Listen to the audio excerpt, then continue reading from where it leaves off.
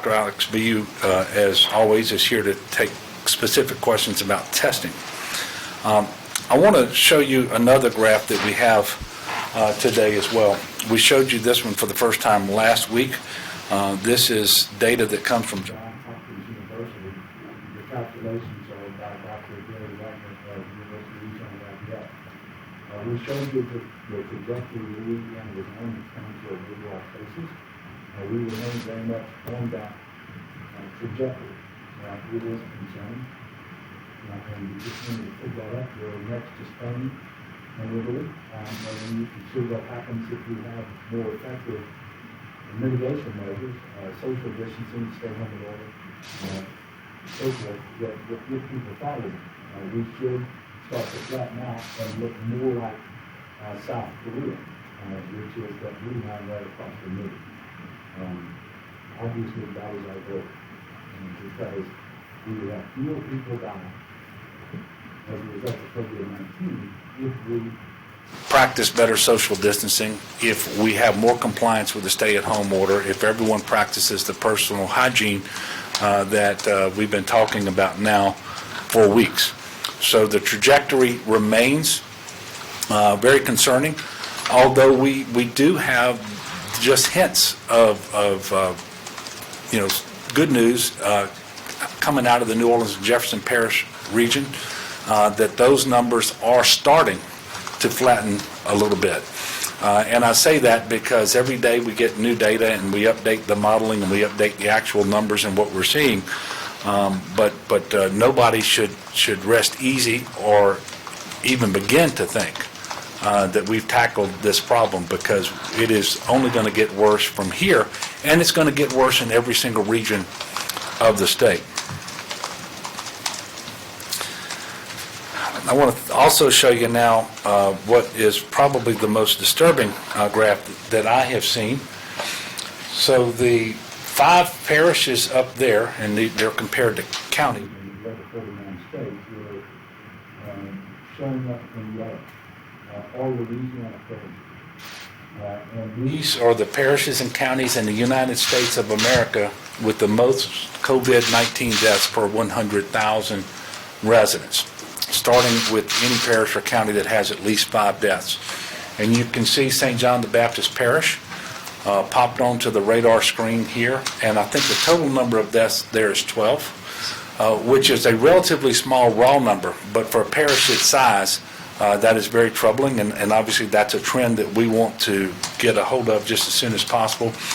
It's no secret about Orleans Parish, where we have the number 2 parish or county in the country, but then you get down to Jefferson, St. Charles, and then Ascension Parish. So it shows that we have a lot of work to do across the state of Louisiana, not just in Orleans and Jefferson Parish.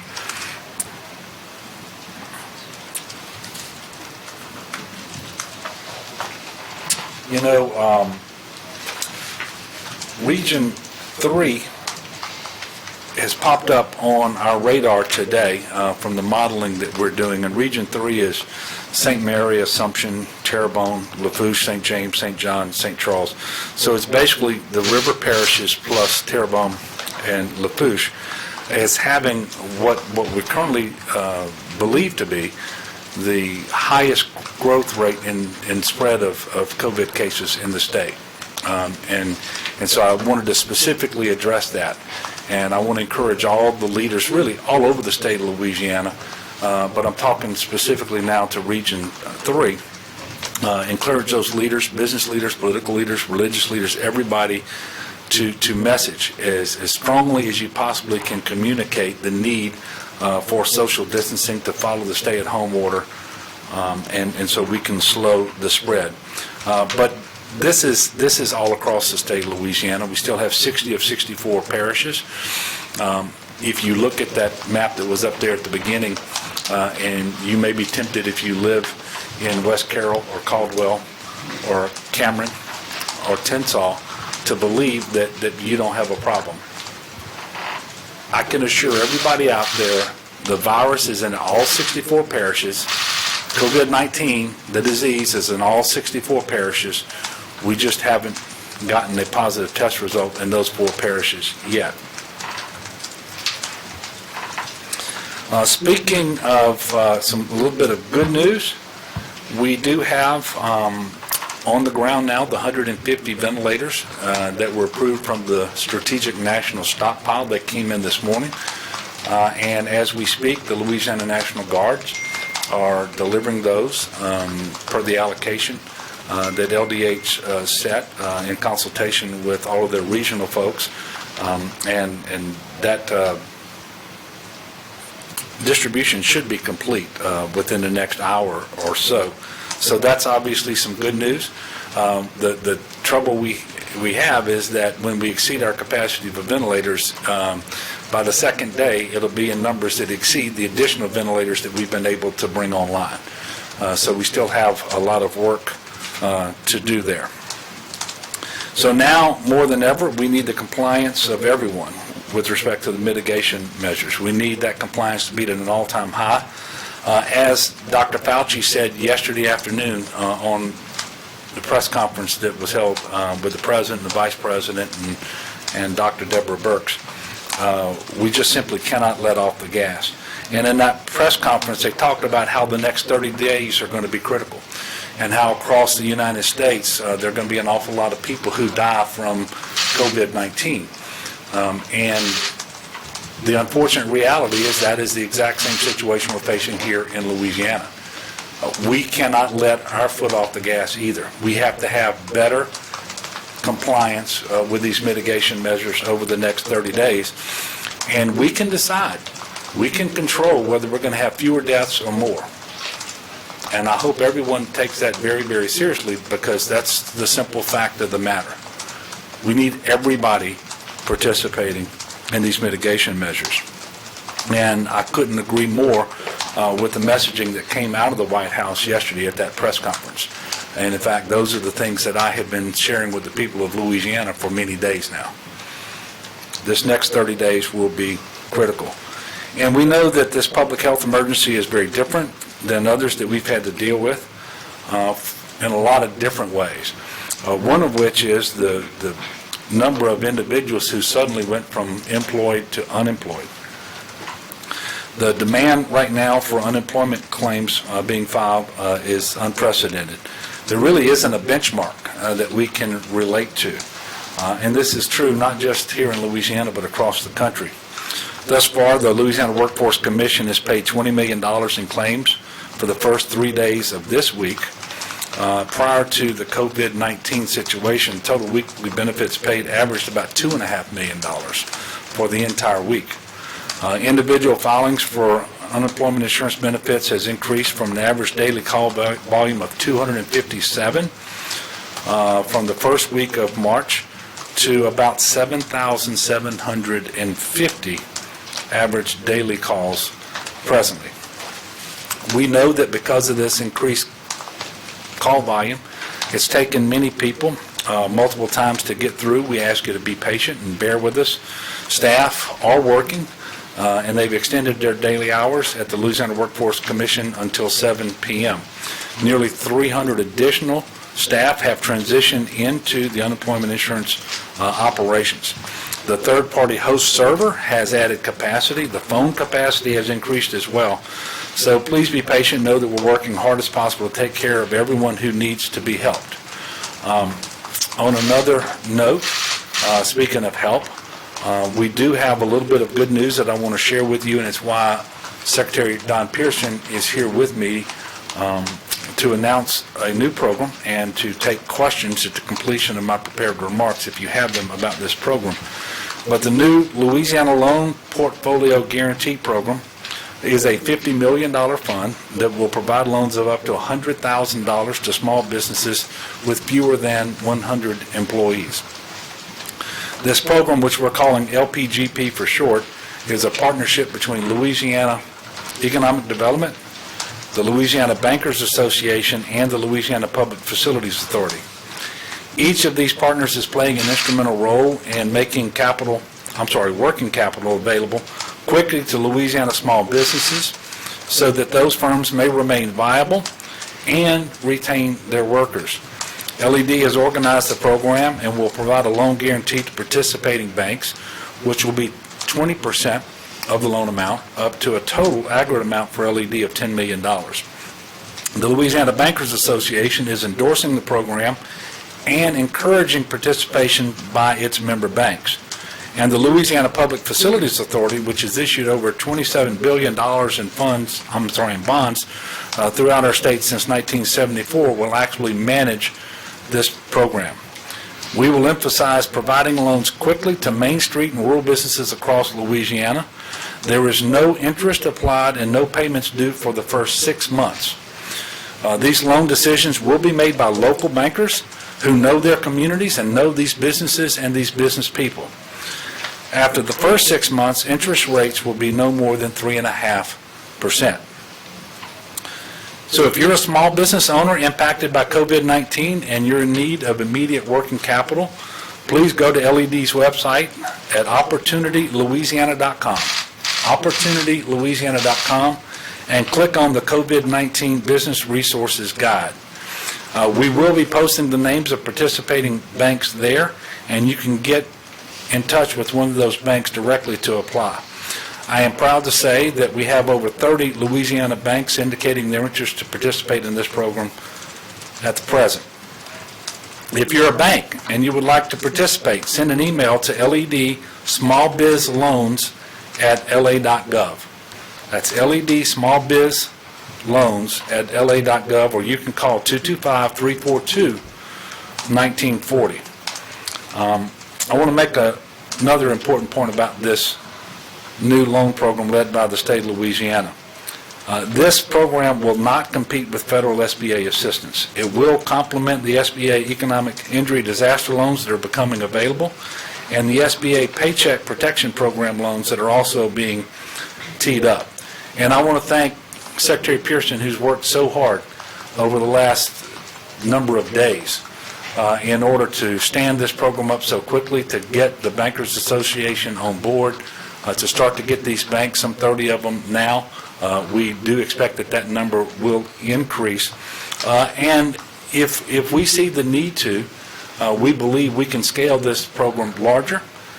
We just wanted to put something out initially to gauge interest and see what the need is out there, because we want to do everything we can to protect small business in Louisiana and make sure that they can survive what is obviously a very difficult period for many of them. So, Don, thank you so much for your work on this. I also want to thank the Bankers Association and the Louisiana Public Facilities Authority for committing their time and resources to help Louisiana small business community during what is obviously a time of great need. I think it sort of goes without saying, here it is, April the 1st. This April will be different than Aprils that we've experienced, up to this point in our lives, I suspect. The weather's going to be beautiful, but we're not going to have the festivals, the celebrations, and that's unfortunate, but it is just the reality of the situation. And I'm asking people to find new ways to enjoy fellowship during this time. There are other ways to stay connected. You can do this whether you're pursuing an education, whether you are working your business, or whether you're working from home, whatever. But you can do this with family members as well.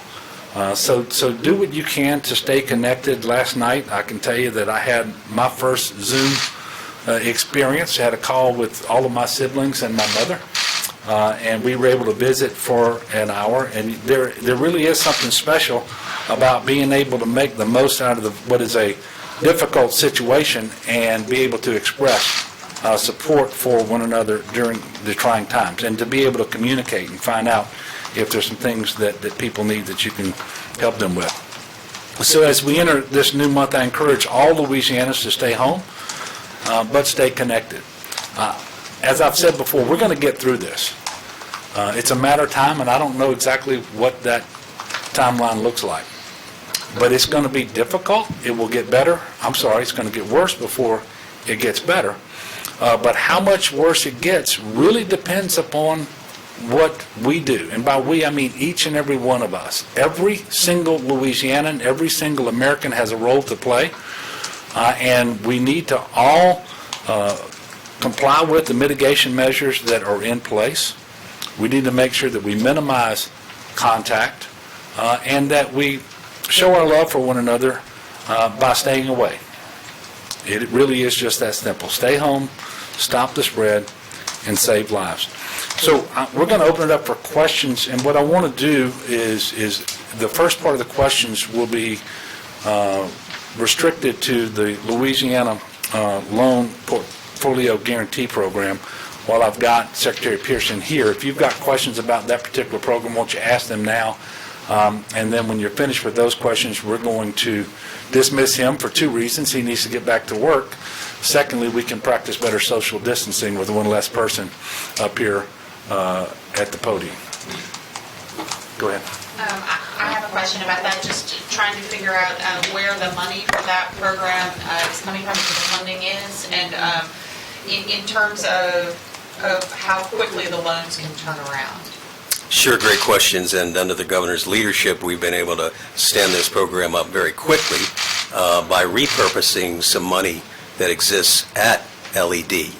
You might recall we have the Louisiana Economic Development Corporation, which does a loan guarantee program for companies that we work with, typically a brick and mortar project. What we've been done now is sort of made a pivot and put the focus on small businesses and repurposed some monies. Now, where we have a $10 million commitment to participate in this loan portfolio, there'll be a time period for the loans to be under the application period, the issuance, the 6 months forbearance, and so any demand on the loan guarantee fund would be quite some time down the road. And again, a portion of this portfolio should perform very well, partnering with the banks on an 80-20 loan guarantee positioning. Essentially, there's 80% of their private capital that's in the loan disbursement. So they're going to make loans that they feel confident about, and so the performance of this portfolio should be pretty good. But with that said, we are lowering the risk profile for these banks. We're providing a 1% participation fee and underwriting some of their costs in that regard.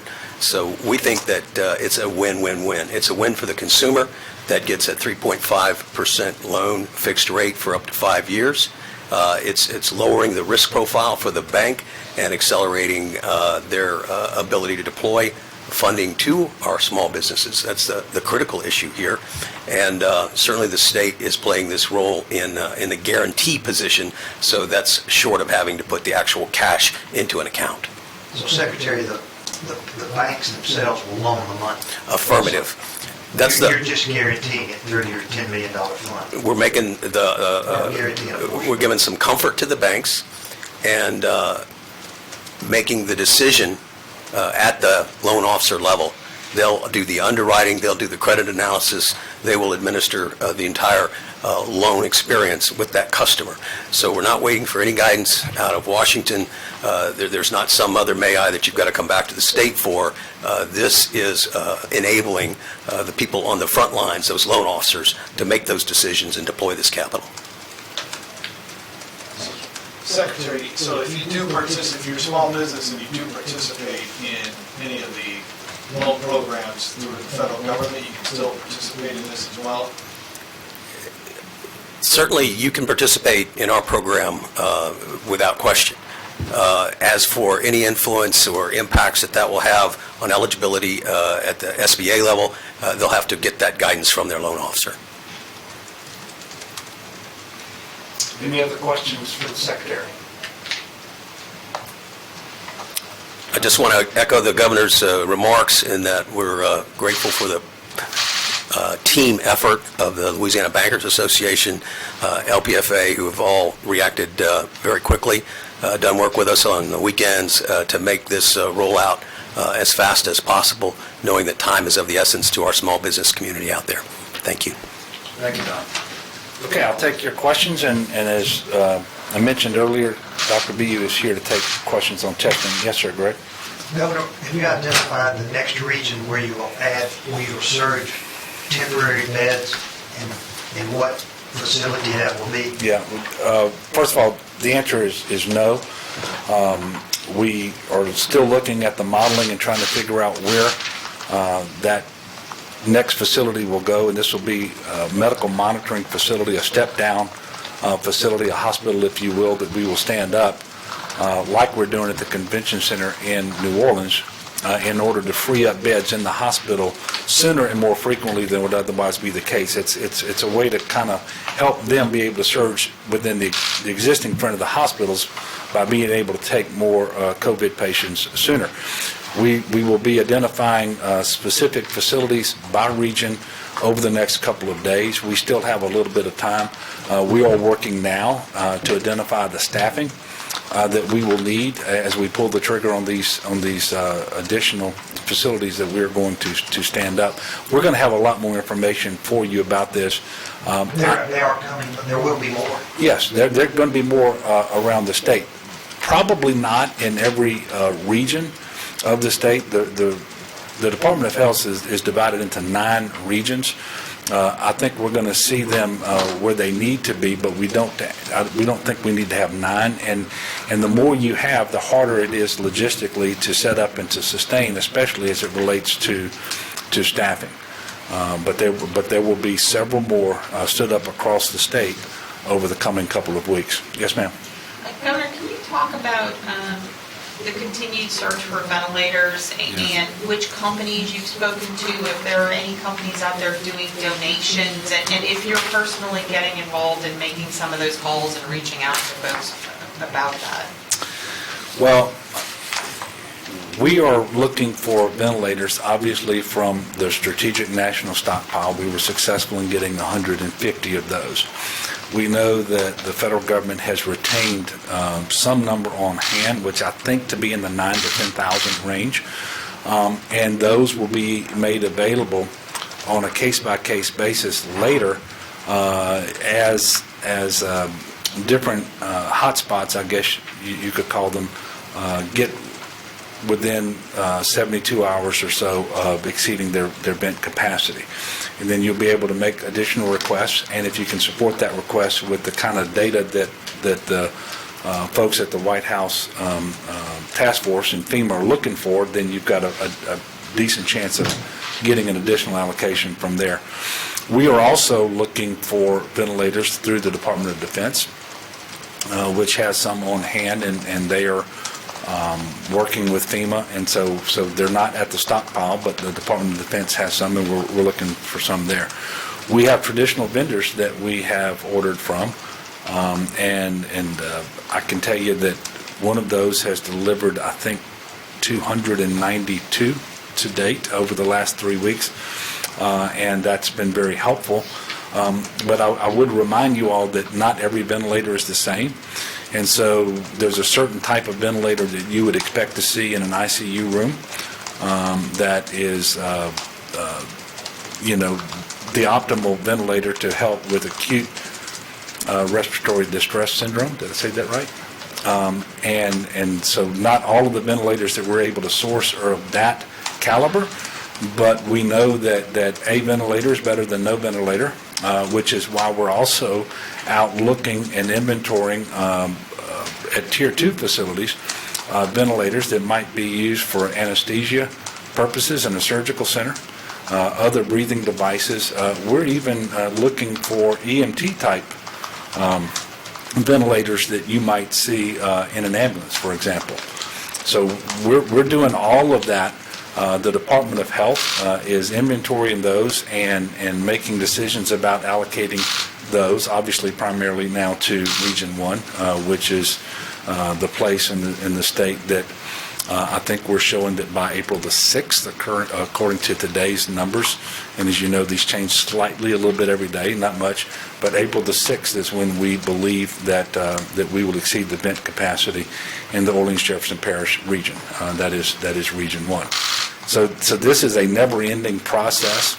I had a call with the National Governors Association. Almost all the nation's governors are on that call. And the ventilator issue just came up over and over and over again.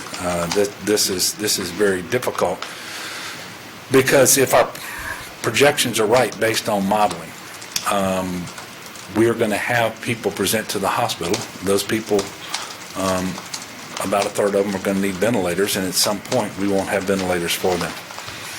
And as a result, we expect now that people will die because they will not be able to receive the care that they need.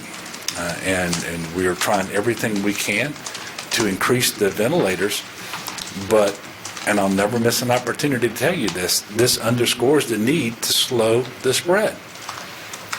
Because to the degree that we slow the spread, there are fewer people going to the hospital at any given time, and fewer people who are in the hospital are going to need ventilators and so forth. And so I'm encouraging everybody to do what they can do. Rest assured, we're doing everything that we can do to surge in medical capacity. Yes, sir. Jeff? Like, you mentioned that April 6th is when the ventilator capacity will be reaching New Orleans. So say if that does happen, and then April 7th comes around, somebody reports to a hospital there in New Orleans, needs a ventilator, what's going to happen? Well, I think you just answered your question. We won't have the ventilator to put them on. Now, Dr. B, I don't know whether that date includes the ventilators that we delivered today, for example. But even if it didn't, you're only talking about a half a day's difference, or maybe you get a full day out of it. And what I suspect will happen first is those individuals will be put on a ventilator that you typically wouldn't see in an ICU setting. And so it's not optimal, but before we run completely out, you're going to see individuals on these breathing devices that have been retrofitted or modified in some fashion so that they can function as a ventilator. You're going to see them on the surgical center anesthesia ventilators and so forth. And that will buy us a little bit of time, but it's not optimal treatment. And because it's not optimal treatment, you're not going to get the results that you would want to get from that, but it's better than nothing. But then it's just a matter of time then before you eclipse even your capacity as you've ramped it up with all these other devices. And those individuals are not going to have ventilators, and they're going to need them. I mean, it is that simple. I mean, that's why I've been telling people for weeks now, there is no reason to think that Louisiana won't look like Italy. And I know that's a hard, bitter pill to swallow, because that picture is rather gruesome. It's not what we're accustomed to. We don't ever want to see that. In fact, I think I saw where Dr. Fauci said today that the entire United States of America is on track to kind of look like Italy as it relates to the spread of this disease. And I don't know if he was specifically referring that to the ability to deliver medical care, but the overall modeling and the growth of cases and so forth across the country is looking like that. And so everybody should understand that this is not going to be a pretty picture, but we are still in control of just how bad it gets. But even under the most feasible, best case scenarios, we do eclipse our capacity for ventilators, but it's by a much smaller number. Yes, sir. Actually, I have a question for Dr. BU that's actually about testing. In Caddo Parish, there's one community testing site. They've done 8,500 commercial tests. The next highest parish is Orleans, which was ground zero for this and has 10 times as many positive cases. Can you explain why Caddo Parish is blowing every other parish out of the water for commercial testing at the rate that they're doing? So, I mean, when you get to commercial testing, it's a really complex answer. We know we don't have visibility, for instance, at the state level in outstanding tests. What we see is when tests are reported back in. Some of the large facilities, certainly the FEMA sites, we know how many tests are being generated there, but we wouldn't know how many one of the testing sites, say, in Region 4 in the Lafayette area is doing comparatively. What I can say, though, is it's tough to get access to the specimen kits, and we're seeing that is a limitation for some of our communities. We obviously focus our specimen collection kits on hospitals. That's where we want to make sure if you need a test in a hospital, you have access to it. But we certainly want to see expanded testing in lots of regions, similar to what you're describing would be happening in Caddo. Are you guys like researching that, trying to figure out why it's been so successful in Well, Caddo? and more broadly, as I noted, I think maybe a couple of days ago, we know that there are new machines coming online that not only can return results faster, but that can do more tests at a time. We're looking at those. The state lab is also not only expanding with tests, or expanding with machines that we purchased a couple of weeks ago, but even yesterday was looking at acquiring even more throughput through new machines. We would like to be in a position where we can test much more broadly. However, I think the other really important message is that needs to get out there rather is even if you do not have access to large amounts of testing, in those areas where we're not yet getting the testing where we want it to be, if people are feeling ill, they should be staying at home and they should be talking to their providers. If you have the symptoms consistent with this and you can't get access to a test, that's not a reason that you shouldn't be isolating and taking all those other precautionary measures.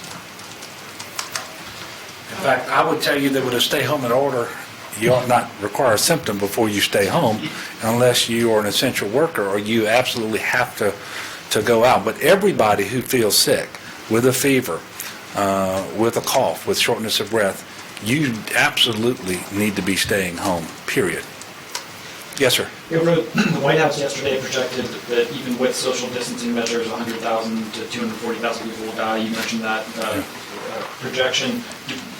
What is our projection in Louisiana for how many people might die given the current social distancing measures in place? And when is our peak currently forecasted for? We've seen various projections in the middle of April. I know you said it's a critical 30 days right now. Yeah, I don't have that number. I don't know whether you do. But I would tell you that if you just look at the numbers that came from the federal government yesterday, from the president's press conference, and understand that we have the third highest per capita number of cases right now.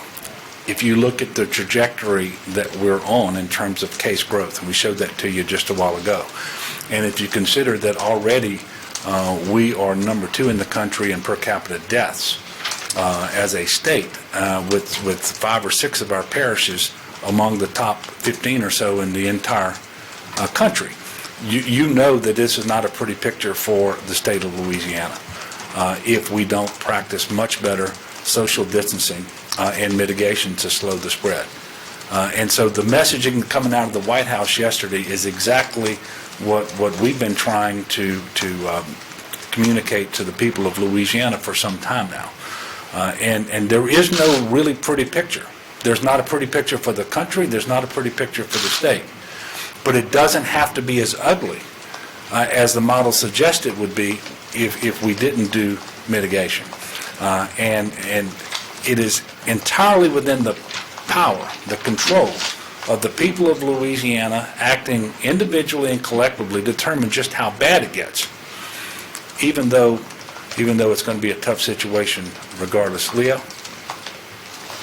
Once we get past the health issues, which obviously are paramount, the economic tsunami that's headed toward the country is paramount too.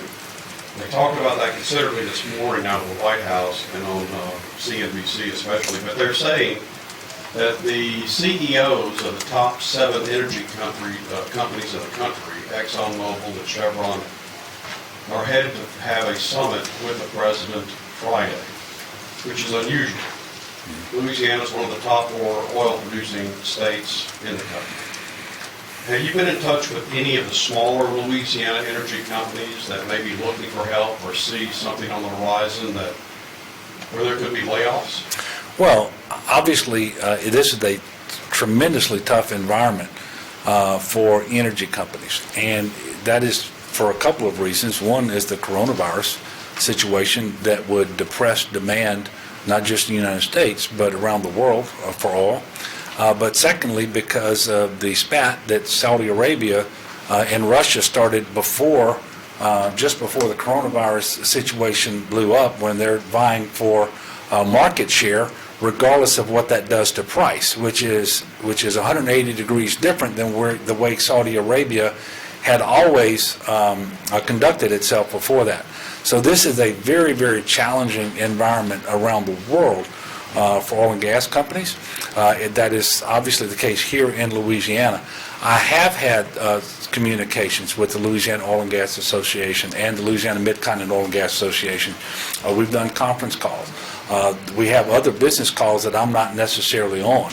And we're trying to do what we can to help. But quite frankly, this is a very distressing situation for them and as a result for our state.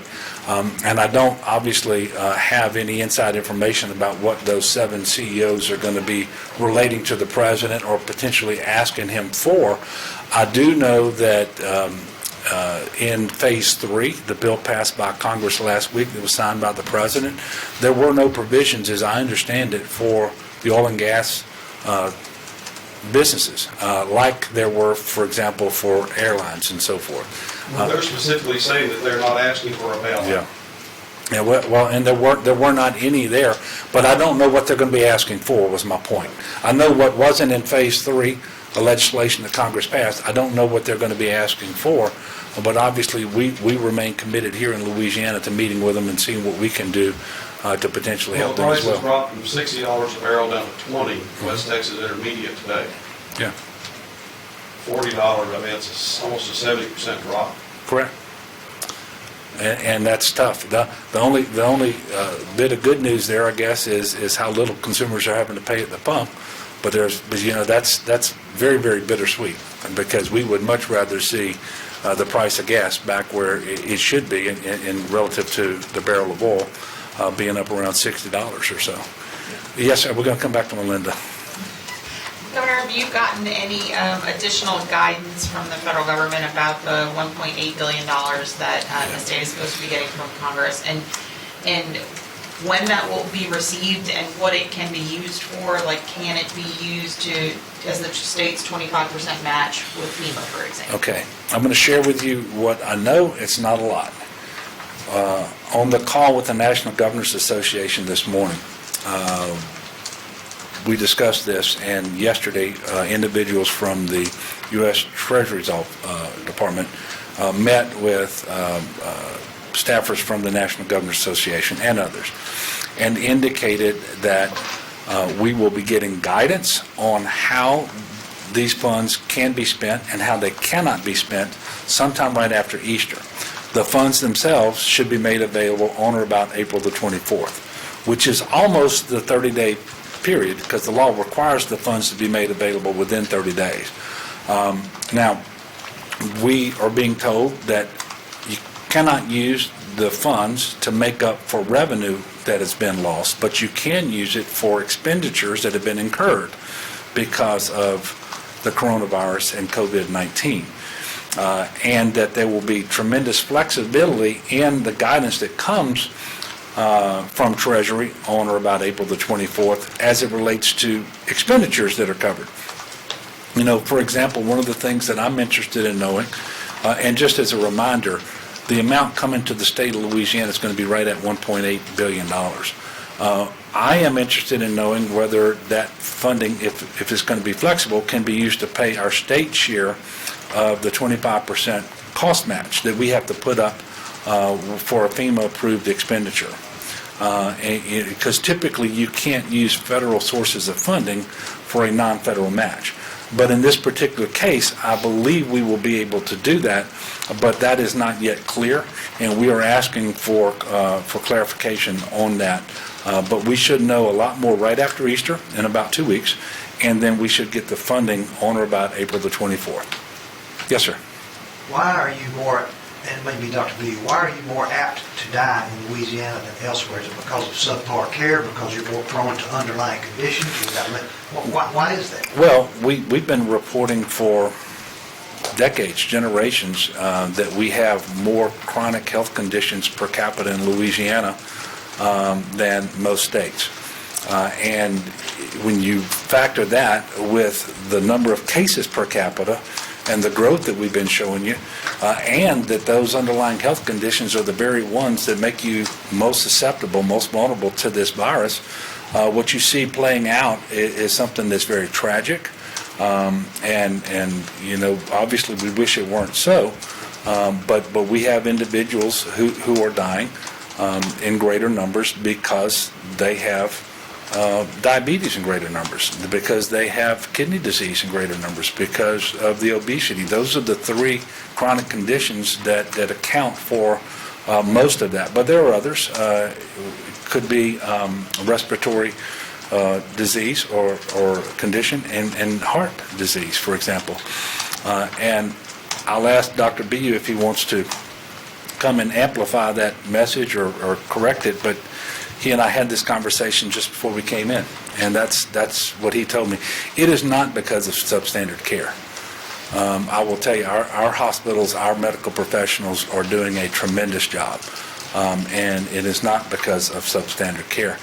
But I'm asking people in Louisiana to understand that their fellow Louisianans, because of the reasons that I just mentioned, are more vulnerable than other people. And so we have a greater duty, it seems to me, to be good neighbors and to practice the social distancing and to comply with the stay-at-home order. Yes, sir. You did mention very briefly that you're starting to see some numbers flatten, I believe, in the New Orleans area. Can you be very specific about which numbers are starting to flatten and what data is driving that? So any one day's numbers can be an anomaly and don't necessarily indicate a trend. And we are looking at modeling coming from different places, not just ours, and try to see whether there is a confluence, if you will, of these models. And it just appears that with the rate of growth of new cases in that region, in Region 1, around Orleans and Jefferson Parish, that we are starting to see a slight tapering off. I hesitate to say that for a couple of reasons, one of which is tomorrow's data could upend that altogether. Secondly, some people will hear that and think, oh, well, our job is done. Well, that is just, completely erroneous. Nothing could be further from the truth. We have a long way to go. This is going to get much worse before it gets better, and nobody should think that we're out of the woods. We can't even see the light at the end of the tunnel yet. Last one, Sam? Yes, sir. Yeah, Governor, the stay-at-home order is now in place until April 30th. But Well, it's not technically, but it will be. it will be. Yeah, but before the end of the week, we're going to extend this order through April the 30th, and we're going to extend all of the current proclamations to that same time period and get them all. They'll all be wrapped up. So this next proclamation you see is going to be a long one, because we're going to take all those measures, put them in the proclamation again, and extend them to April 30th. But go And ahead. before that, I know you indicated that this was more like a 4 weeks after the April 13th, which would take us well into May, but how long should people be prepared in their minds to have social distancing measures and restrictions in place by the state, even though the date right now, or this week, will only be April 30th? Yeah, well, the intensity of the mitigation measures and how long they continue will be a result of the facts on the ground. I think that people should start trying to prepare themselves in their minds that it's going to be a long time before we're back to normal. Even after the most restrictive measures are lifted, we don't know yet whether there's a seasonality to this virus. We hope and pray that there will be some diminution in the virus in terms of its spread and the cases across the summer. There's some reason to think that may happen, but there are other reasons to think it won't, because it's been spreading south of the equator, where it's been warm. So we don't know. I will remind you that this virus could come back this fall. And when I say come back, that assumes that it never leaves. But it could come back this fall. That's exactly what happened with the Spanish flu situation in 1918. There was a spring outbreak, and people thought it was over. It came back, the exact same strain of the flu, and killed many millions more in the fall. And so that could happen. It all depends on when the first really effective and proven therapeutic treatment comes online. It depends on when we actually have a vaccine that is approved before things can get back to normal. And then I suspect there's going to be an effort at some point, and the testing has to be developed and approved by the FDA, to measure whether people have developed the antibodies or immunity to it. And if so, those individuals will be able to resume something that looks like a normal life sooner than others, people that haven't yet caught it, while we're still looking for therapeutic treatments and vaccinations. I'm certainly not an expert on this, but there is the concept of herd immunity, and at some point, if it stays with us long enough, you may not actually have to contract the disease in order to develop some limited immunity to it, but this is all going to play out over many months and so forth. But what I'm trying to say is people should go ahead and start coming to terms that things are going to be a long time getting back to normal. And you can look at what's happened in other countries where they released, they removed some of the restrictions, and they immediately saw a spike in the cases and had to put them back in place too. And so that could happen here. And so I know that this is not the news that perhaps you wanted to hear, but that's the best information that we have right now, and I think it's consistent with what people like Dr. Tony Fauci and others are saying. But I don't want people to be so focused on and worried about what happens 12 months from now or 18 months from now that they forget what the task at hand is right now, and that is slowing the spread. And you can do that. Everybody out there can do that. You just have to make sure that you're staying at home, that you minimize social contact, that you follow all the hygiene measures that we've been talking about and others have been talking about for so long. And if we do that, we're going to slow the spread to the maximum degree that it can be slowed. Then we will have fewer patients presenting to the hospital at any given time, and we will be able to take care of more of those who do present. That's just the way this has got to work. And we should all be preparing ourselves for a period of time that is not going to be pleasant, but understand that we are largely in control of just how unpleasant it will be. And I know that we can count on the people of Louisiana to do what's asked of them, because we know how to be good neighbors, and we're good, decent, and generous people, and we know how to take care of one another. And right now, we take care of one another by staying away. It really is just that simple. I'm sure I'll be seeing you all sooner rather than later. Thank you all so much.